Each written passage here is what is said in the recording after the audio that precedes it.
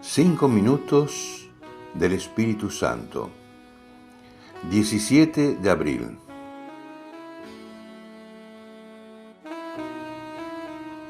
Hoy quiero contemplarte, Espíritu Santo, junto al Padre y al Hijo en esa Trinidad Santísima.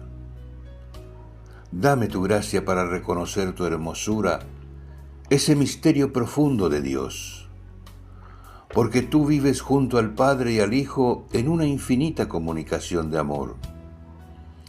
Así descubro que Dios es comunidad y que cada uno de nosotros ha sido creado según ese modelo divino.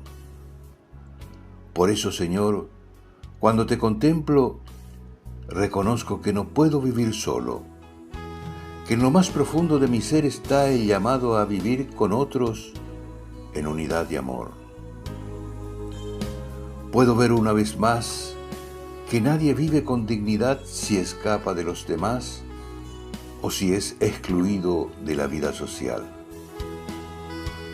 Y así, Dios mío, contemplo tu misterio de amor y de unidad que puede sanar las divisiones, los egoísmos y el individualismo.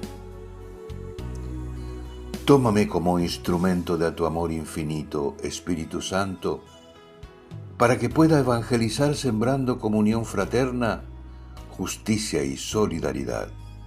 Amén. Autor: Cardenal Víctor Manuel Fernández.